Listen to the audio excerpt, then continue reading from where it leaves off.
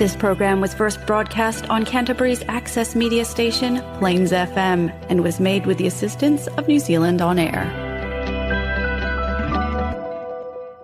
It's time for Emergence News on Plains FM 96.9, Citizen-Made Radio.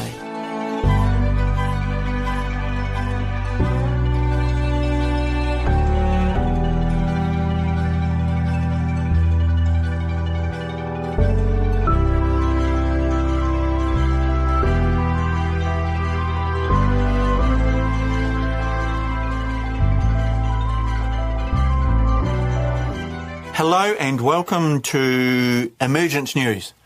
We're coming from sunny Christchurch, Canterbury Plains, the deep south of New Zealand. And we're talking about the emergence of a world teacher. And this is the second program in a two-part series that Peter and I are doing, mainly because Nigel's left us. I'm not sure if it's something I said, Peter, something you said, but Nigel's gone. And if you're a fan of Nigel, he's gone. We don't know when he's coming back. You'll have to tune in every program from now on to see if he returns. There'll be no advertising and there'll be no money thrown at Nigel to get him back because it just doesn't work. Hopefully he will return at some point. But anyway, we're looking at the November Share International magazine and we're diving into a variety of topics. Now, I started the first program in this series by saying that we often compartmentalise our spiritual life.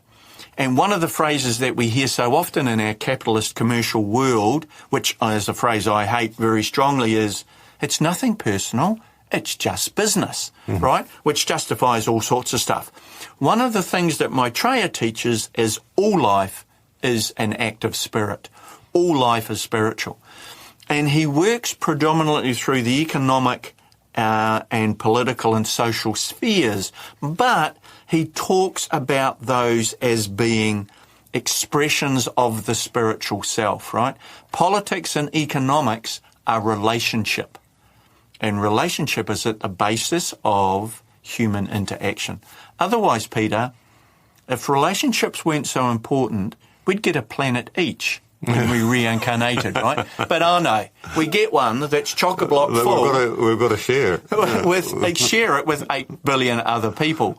So clearly getting on with others is important, right? It is, yeah. So you've got some stuff there that I think will tie in with what we were talking about last week, That's right. which was Palestine, Gaza, Israel, and the UN. So what have you got for us, big guy? Yeah, well, basically Benjamin Krem's discussing this whole issue. And remember, this is probably from 10 years ago, so it's nothing to do with the present crisis. Right. So absolutely poignant. Men should know that all are needed to overcome the evils of the past. Division and separation have ancient roots and will not easily relinquish their hold.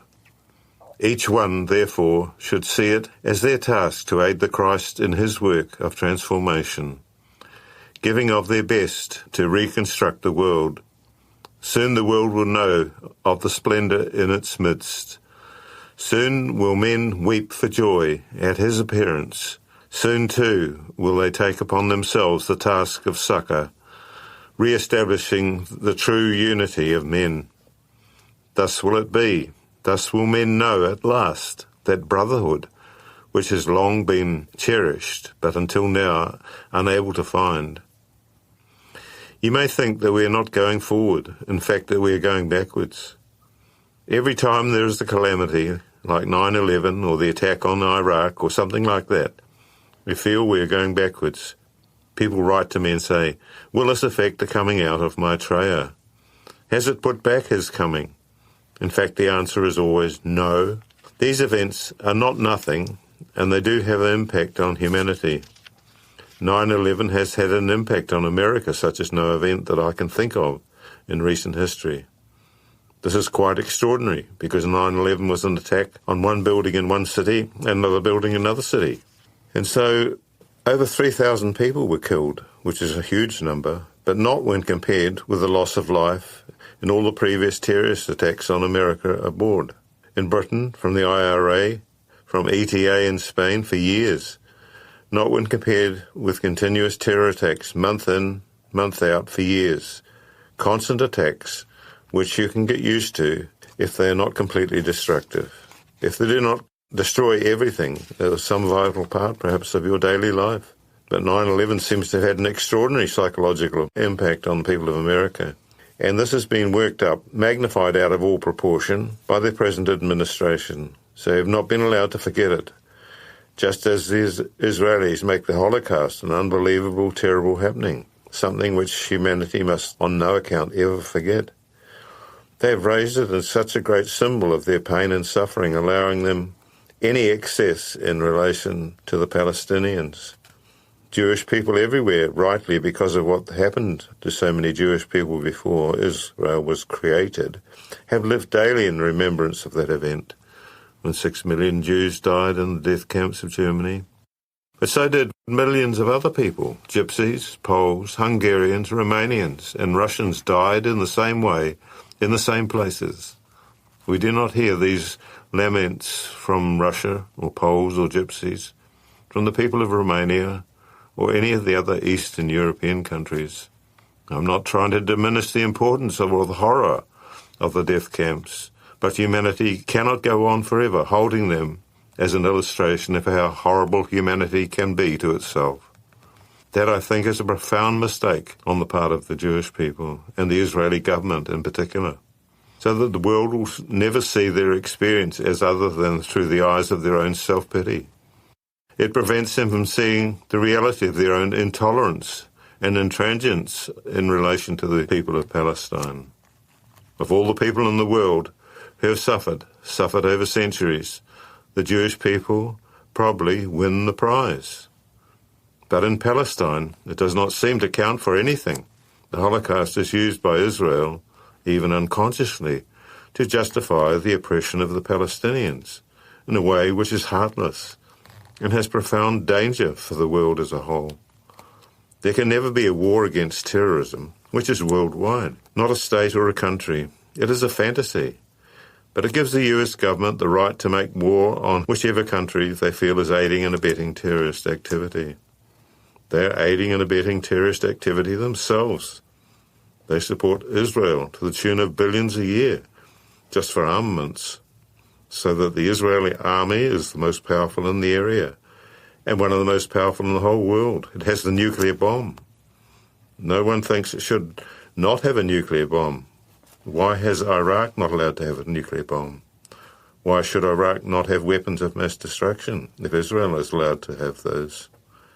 One of the reasons given to the present American administration for attacking Iraq was that it had 19 resolutions against it from the United Nations, which had not been carried out.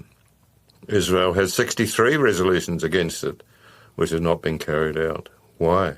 Because America has a veto in the Security Council and will not allow the resolutions to go further. That is the kind of government, I'm afraid, that is in power in America. It is a power which aids and abets the oppression of the Palestinians, while at the same time pretending, going through the motions of helping to set up a state of Palestine within the Israeli state. The West Bank belonged until the preemptive attack on Israel in 1967 to the King of Jordan. Maitreya asked King Hussein of Jordan at the conference which Maitreya held in April 1990 in London if he would give up sovereignty of the West Bank for it to become a homeland for the Palestinian people. The good King of Jordan, now dead, agreed to the proposal, and so the West Bank became the possible homeland with the Gaza Strip for the Palestinians. Since then it has been whittled away by the building of settlements by the Israelis over much of the West Bank. They have huge conglomerations of buildings with walls and a little army around them to keep them secure, and roads built through the West Bank connecting them. They divide up the West Bank until what is offering to the Palestinian people is about 40% of the original land. That is the reality, and that is why Maitreya advised Mr. Arafat, the late Yasser Arafat, who was the chairman of the PLO and president of the Pakistan National Authority, not to sign the agreement. That was the best proposal that has been, The building of settlements has gone on and on. They have completely decimated the West Bank, cutting off the Palestinians from their land, their orchards, making it impossible for them to earn a living. Now they are building the wall, as done professionally in response to what they call the terrorism. The people of Palestine who are using the only methods they have to get any redress or a semblance of the freedom which Israel wants for itself. All right, thank you, Peter. We will come back shortly. This is the Emergence News on Plains FM. For more information, go to shareinternational.org. Okay, thanks, Peter. Last week I picked the eyes out of an article by Jeffrey D. Sachs in the latest Share International. The article is called Saving Israel and Palestine Through the United Nations. I just want to go back to that because I really like the way Jeffrey Sachs puts it on the UN, that actually it's part of their job to be involved in these types of conflicts globally that have a global effect. So I'm kind of going to start where Jeffrey D. Sachs ends. He finishes with the nations of the world operating under the UN Charter and defending the Universal Declaration of Human Rights must move urgently to help save both Israel and Palestine. If Israel attempts another Nakba, and I talked about that event 1948, where there was extreme violence by Israel against Palestinians, it would suffer horrendous deaths of its own, young men and women in the fighting, kill thousands and displace hundreds of thousands of innocent Palestinians, and stain the name of Israel for future generations. The UN Security Council should head off this calamity by giving urgent and timely support to the millions of Israeli and Palestinian people who yearn for a lasting peace with security and justice for all. And I really wanted to bring that in because it's very easy when you look at this situation currently to fall into one camp or the other. And I think what Jeffrey Sachs is trying to do and is arguing that the United Nations should do is kind of make a middle way of the management of this situation. That both peoples have honest and sincere demands, and both peoples should be assisted in trying to achieve those. And Jeffrey Sachs is saying the UN is the place to have that discussion. I want to go back to, once again, latest Share International, the elders speaking in 2015. Now, it's almost 10 years ago. And they start with the situation in Gaza is intolerable. 8 months after a devastating war, not one destroyed house has been rebuilt, and people cannot live with the respect and dignity they deserve. Gaza's 1.8 million people are besieged, isolated and desperate. They cannot enjoy any of the aspects of normal life, from trade and travel to health and education, that people in my country and indeed Israel take for granted. We were told repeatedly by people from all sides of the political divide that without any meaningful and rapid change in their circumstances, another war was inevitable. In fact, one Israeli mother we met at a kibbutz which borders Gaza summed it up perfectly when she told us, if they, the Gazans, have nothing to live for, then they will find something to die for. Another war would be disastrous, not just for the people of Gaza, but for all Palestinians and all Israelis as well. Everyone who lives in the Holy Land has suffered under the shadow of conflict for long enough. We believe the two-state solution is the only viable solution and remain convinced that a just and lasting deal is possible if all leaders show the necessary will. So once again, that was a comment released by the elders, a fragment of an open letter from former US President Jimmy Carter, a member of that distinguished group.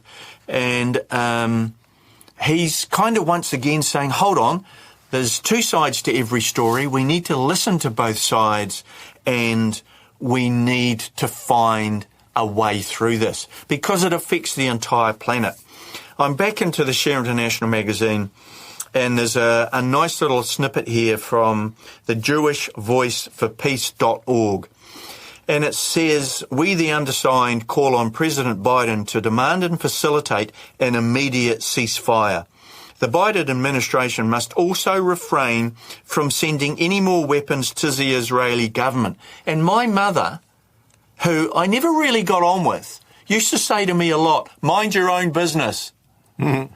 And I wonder if that's a model for international practice. Mind your own business. Anyway, the Jewish Voice for People go on to say, we mourn for the Palestinian and Israeli civilians killed, and we continue to fight with everything we have for the living.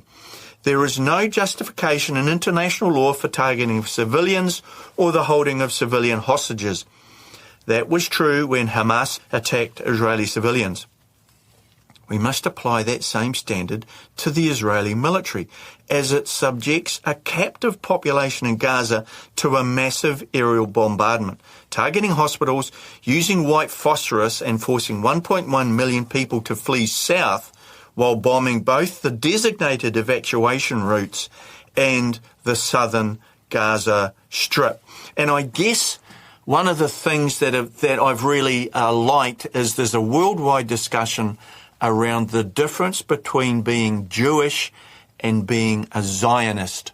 Right? They are two different animals at times. There's a lot of Jews that are completely against this war. And completely against Netanyahu and completely against how Israel behaves internationally. So we can't make it about Jewish people. We have to be able to say it is the nation state of Israel and the philosophy that drives it, which we have called Zionism. So this Jewish Voice for Peace goes on to say the Israeli government is threatening to commit genocide against Palestinians and deny their humanity. Israeli Prime Minister Netanyahu asserted, what we will do to our enemies will reverberate for generations. I'd like to remind Mr. Netanyahu of karma and karmic activity on a personal and national scale. And I suspect that this current activity is doing no karmic favours to Mr. Netanyahu or the people of Israel.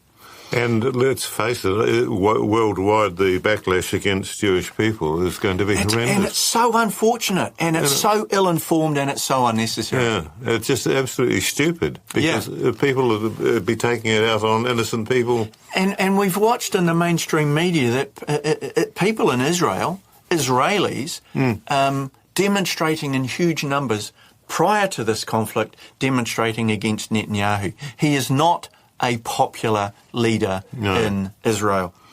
Okay, and Jewish Voice for Peace goes on to say the Israeli Minister of Defense, called Palestinians human animals, announced that a 16-year-long draconian siege on Gaza will now become a total closure, vowing no electricity, no food, no water, no fuel. Everything is closed. So I'm going to skip away from this article now because there's a few other comments that I want to touch on. But once again, we need to be able to differentiate between what's happening in Israel is not a global reflection of Judaism and the followers of that as a religion. Norwegian Refugee Council, Israel's order to relocate is a war crime. Israel's order for more than 1 million people in northern Gaza to evacuate amounts to a forcible transfer of a population and is a war crime under international law. B'Tselem Elohim has said all life is precious. Those of us grieving both Israeli and Palestinian loved ones this week know there is no military solution. The only future is peace and safety for all, grounded in freedom, justice and equality. Chris Hedges, well-known author and journalist, pipes up and says, Washington and European governments are cheerleading Israel's genocidal campaign in Gaza. The failure to intervene to halt the carnage threatens to ignite violence throughout the regime. I've got another little article here, US aid to Israel and Palestine, and basically ifamericans.org, once again in the latest Share International, has come up with some numbers. And I'm a facts and stats guy, Peter. I love some numbers here. The US provides Israel nearly $13.1 million in military aid per day, while it gives Palestinians $0.73 million per day in foreign aid, not military. Since the October War in 1973, Washington has provided Israel with a level of support dwarfing the amounts provided to any other state. It has been the largest annual recipient of direct US economic and military assistance since 1976. That's amazing, and the largest total recipient since World War II. It's almost a state of America. I would say there's probably Americans living in America that get less financial aid from their government than Israelis do. This is amazing, these numbers. Total direct US aid to Israel amounts to well over $140 billion in 2003 dollars. Israel receives over $3 billion in direct foreign assistance each year, which is roughly one-fifth of Americans' entire foreign aid budget. In per capita terms, the United States gives each Israeli a direct subsidy worth about $500 a year.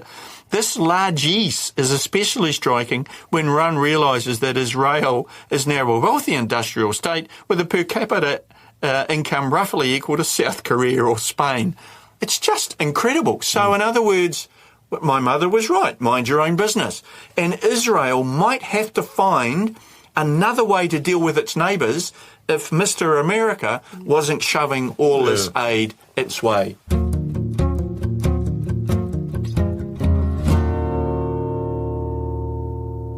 Okay, wrap-up time for Emergence News. We've just finished off talking about the November Share International magazine, and I'm going to finish with the way we came in. It's called The Prayer for the New Age, and it's presented to us by Benjamin Creme through Maitreya. It goes like this. I am the creator of the universe. I am the father and mother of the universe. Everything comes from me. Everything shall return to me. Mind, spirit, and body are my temples, for the self to realize in them my supreme being and becoming. And I'll just get Benjamin Creme to explain that for us. The prayer for the new age, given by Maitreya the World Teacher, is a great mantram or affirmation with an invocative effect. It will be a powerful tool in the recognition by us that man and God are one, that there is no separation. The I is the divine principle behind all creation. The self emanates from and is identical to the divine principle. The most effective way to use this mantram is to say or think the words with focused will while holding the attention at the ajna center between the eyebrows. When the mind grasps the meaning of the concepts and simultaneously the will is brought to bear, these concepts will be activated and the mantram will work. If it is said seriously every day, there will grow inside you a realization of your true self. All this information can be found on the Share International website, www.share-international.org, and also don't forget the podcasts, which are available on the Plains FM website. We welcome your comments, questions and feedback. Please contact us at emergencenews@gmail.com.